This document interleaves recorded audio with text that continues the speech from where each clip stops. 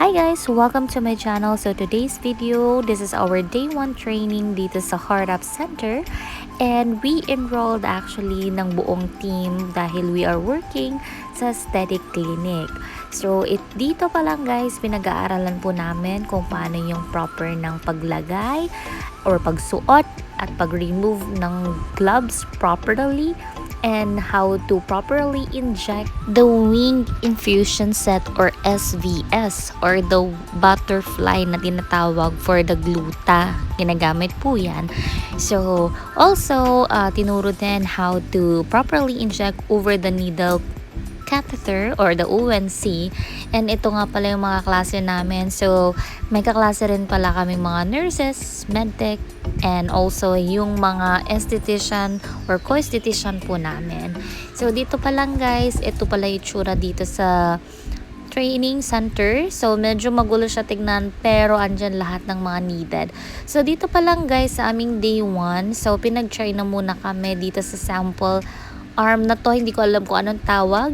So tinuro din sa amin how to properly yun nga insert, inject, to make sure, and also tinuro din kung ano yung mga iba't ibang tourniquet na meron or ginagamit sa mga hospital or other clinic. So dito pa lang guys, I am very happy because I was able to perform well dito sa ating demo. And also, this is our day 2 na.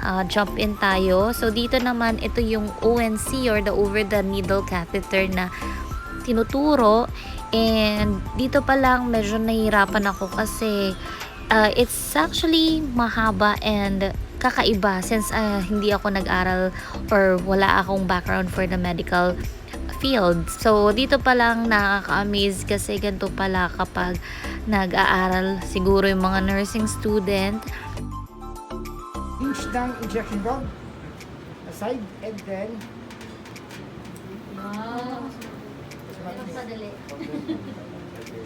butas method. And guys, dito sa aming day 2, itatry na namin ito sa aming mga partner. So, totoong tao na po yung i-injekan. So, tinatry ko dito yung SBS, yung wing infusion set. So, dito guys, sa training na to, nagbayad po pala kami ng 2,500 each. And then, you will get 3 certificate provided or given by the Heart Up Center.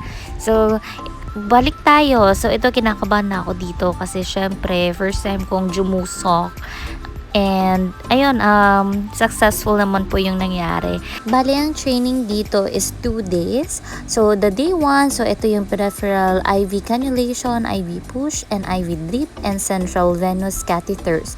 While yung second day namin is phlebotomy procedure for drawing blood samples. Sa amin, certificates. Pero kapag nurse ka, you can get certificates and ID from Heart Up Training Center. Yun lamang guys. Thank you so much for watching. Have a good one.